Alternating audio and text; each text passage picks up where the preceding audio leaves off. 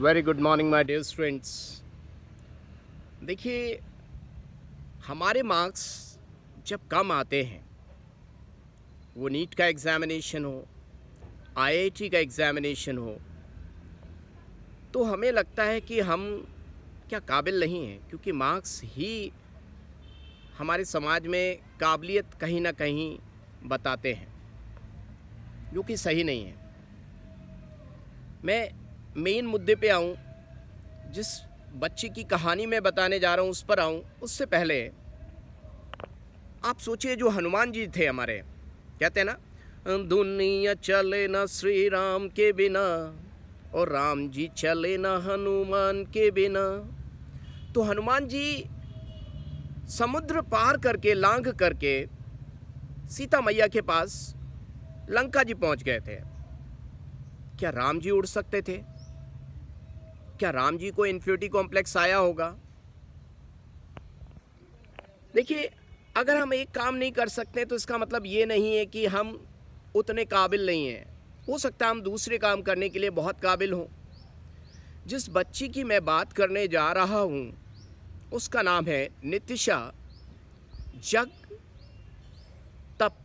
देखिए, नाम ही कितना बढ़िया है, जग का तप, नितिशा। ये नितिशा बच्ची खुद, आप अभी देखेंगे यूट्यूब पे डालेंगे तो आपको मिल जाएगा इंटरव्यू। तो ये बच्ची खुद कह रही है, और एक बार नहीं कई बार कह रही है, कि इससे आईआईटी जेईई क्वालिफाई नहीं हुआ। और जब नहीं क्वालिफाई हुआ तो मदर को बच्ची ने बताया कि क्या मतलब, इसका क्या मतलब है।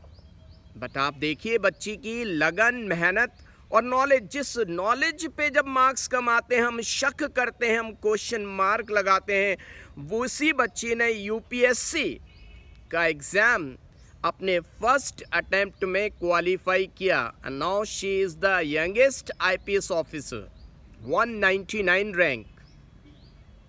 क्या आईआईटी जेईई नहीं क्वालिफाई कर पाए तो हमारे बुद्धि पे एक प्रश्न चलने लगता है? नीट अगर हमने क्वालिफाई नहीं कर पाया, एक अटेम्प्ट, दो अटेम्प्ट, तो क्या हमारी बुद्धि कम है? नहीं। ऐसे बहुत सारे एग्जाम्पल्स हैं। अगर मैं बच्ची की बात करूं, अभी दूसरी बच्ची की बात करूं, आपकी नीलम बच्ची जो है, 2011 में उसका सेकंड ड्रॉपर था नीट का, and she was not selected.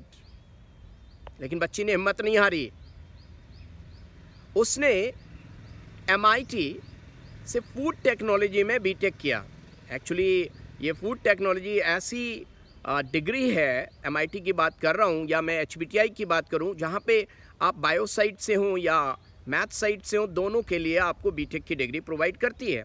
तो इस बच्ची ने एमआईटी से फूड टेक्नोलॉजी की बीटेक की डिग्री ली, 4 साल वहाँ पे स्पेंड किया और पढ़ती रही। उसके बाद उसने एमटेक किया एचबीटीआई कानपुर से फूड टेक्नोलॉजी में, और आप विश्वास नहीं करेंगे, राइट नाउ वो कैलिफोर्निया में है बच्ची। और जानते हैं इंडियन सैलरी के हिसाब से कितना अर्न कर रही है? 2,15,00,000 रुपए, 2.25 करोड़ के आसपास उसकी सैलरी है। कई लोग पूछते हैं हम यहाँ से डॉक्टरी करें, वहाँ से डॉक्टरी करें, कितनी इनकम होगी, कितना पैसा मिलेगा। कहते हैं ना, सच्चाई की जो इनकम आती है, जो मेहनत की इनकम आती है, सच्चाई वर्ड तो बोलना ठीक नहीं है क्योंकि नंबर 2 का भी लोग पैसा कमाते हैं, लेकिन जो मेहनत की इनकम आती है, हार्ड वर्क जो पे करता है, उसकी कीमत लगाना आसान नहीं है। 2.25 करोड़ रुपए, आप ठीक सुन रहे हैं जी जनाब। जिस पे शक किया जाता रहा होगा कि ये बच्ची नीट नहीं निकाल पाई, सेकंड ड्रॉपर है। माय डियर स्टूडेंट्स, जब सेकंड ड्रॉप करता है ना बच्चा, तो काफ़ी थका हारा होता है।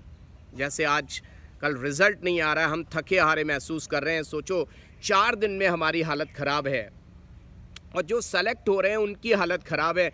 तो जो बच्चा 2 साल अपना दे चुका हो, सेकंड ड्रॉपर हो, और अगर वो अंदर से टूट चुका है, तो याद रखिएगा, मेहनत कभी बेकार नहीं जाती। माय डियर स्टूडेंट्स, कभी में मेहनत बेकार नहीं जाती है, वो हमेशा कुछ ना कुछ काम आएगी। देखिए, आपने नीट की तैयारी की और नहीं सेलेक्ट हुए, तो फूड टेक्नोलॉजी में वो नॉलेज काम आई, तभी तो इतना पेमेंट मिल रहा है। ये थोड़ी नहीं कि हर फूड टेक्नोलॉजी या हर बीटेक वाले को इतनी सैलरी मिलेगी। हमें सिर्फ डिग्री नज़र आती है, उसके पीछे की मेहनत नज़र नहीं आती। और ये मेहनत 2 दिन की बात नहीं, 4 दिन की बात नहीं, 1 साल 2 साल की बात नहीं है। जब से उसने नीट की तैयारी की होगी वो सारी नॉलेज उसके काम आई होगी। और हार्ड वर्क, कहते हैं ना, जिसकी मेहनत करने की आदत हो जाती है उसके मुकद्दर में उसी दिन सक्सेस बस जाती है। माय डियर स्टूडेंट्स, क्या आप सभी लोग मेरी बात समझ रहे हैं? तो अगर आपने शिद्दत से मेहनत की है और अगर आप हार चुके हैं, मैं नहीं कह रहा हूँ कि सेकंड ड्रॉपर वाले सब हार चुके होते हैं। अगर अंदर जान बात की है तो ड्रॉपर में एडमिशन ले लो। 500 से नंबर कम आ रहे हैं और 2 ड्रॉप कर चुके हो, आपके नंबर कम आ रहे हैं। कई बार तो क्या होता है, मैं चंडीगढ़ में रहता हूँ, चंडीगढ़ पार्क में हूँ, यहाँ पे क्या होता है, एक चलन है कि भैया हमने कहीं भी एडमिशन दिलाने ना, हमने ड्रॉप करना ही नहीं है। हम 1 साल बर्बाद नहीं करेंगे, चाहे बीएससी करा दें, कुछ करा दें। भाई ज़रा सोचिए, अगर आपके बच्चे के अंदर पोटेंशियल है तो तैयारी कर सकता है तो कराइए। 2 ड्रॉप भी ले चुका है बच्चा, अगर अंदर से उसके अंदर आग है, स्पार्क है, वो दोबारा से तैयारी कर सकता है तो उसको कराइए। लेकिन मैं ये बात उन लोगों के लिए कह रहा हूँ जो थक चुके हैं, हार चुके हैं कि भैया अब नहीं हो रहा हमसे ये फिजिक्स, केमिस्ट्री और बायोलॉजी, अब नहीं हो रहा है। हम बहुत अपना पूरा बेस्ट एफर्ट दे चुके हैं। If you are in that position तो डेफिनेटली सक्सेस कभी रुकती नहीं है। मैंने 2 एग्जाम्पल बताए, एक नीलम बच्ची के, हालांकि नाम नहीं बताना चाहिए लेकिन कोई नहीं, मेरे पास परमिशन है और मैं अगर कहूँगा कि मेरी ही पढ़ाई हुई स्टूडेंट है तो आप कहेंगे अच्छा सर, तो हकीकत यही है। मैं 2004 से पास आउट हूँ HBTI कानपुर से, मैंने एमटेक किया था और मेरी काफ़ी जूनियर है ये बच्ची।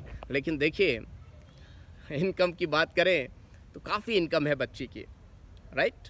हाँ, तो याद रखिए माय डियर स्टूडेंट्स, अगर आपके मार्क्स कम आ रहे हैं, हिम्मत नहीं हारनी है।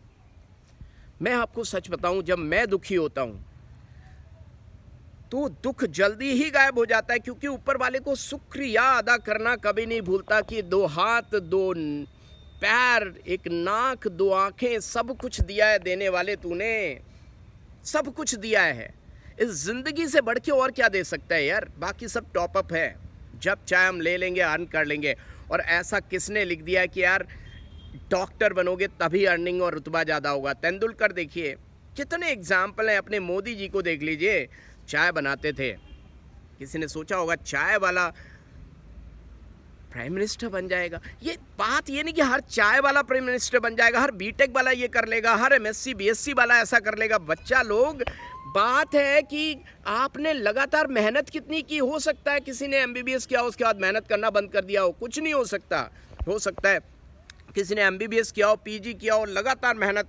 अरे इंसान सक्सेस दिखती है। अगर कोई पीजी किया हुआ डॉक्टर सक्सेसफुल नज़र आता है तो तुमको लगता है कि यार एमबीबीएस के कारण, नहीं, वो किसी भी फील्ड में मेहनत करता। कहते हैं ना, मेहनत करने वाला कभी पीछे नहीं रह सकता, चाहे एमबीबीएस की डिग्री हो, चाहे उसने चाय बनाई हो, चाहे कुछ भी किया हो। हार्ड वर्क ऊपर ले जाता है, तो हार्ड वर्क जरूर करते रहिए। और जिस फील्ड में जाओगे वहाँ खंबा गाड़ के आओगे, पताका लहरा के आओगे। ये एचएसपी बोल रहा है, एचएसपी खुद उसका एग्जाम्पल है।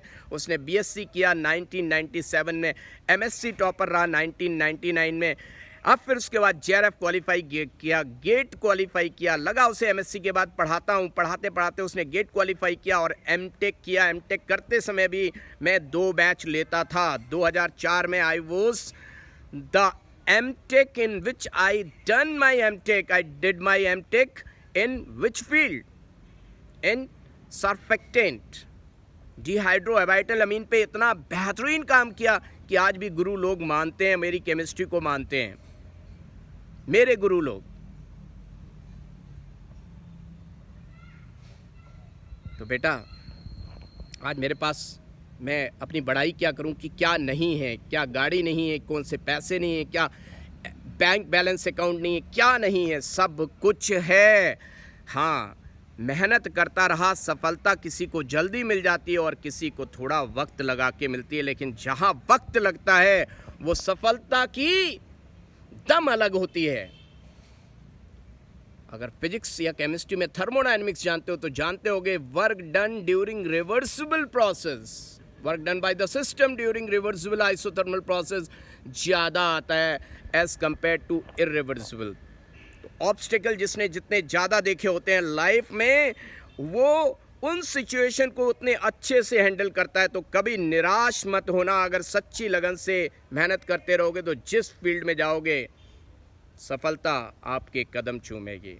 All the best my dear students, all the best.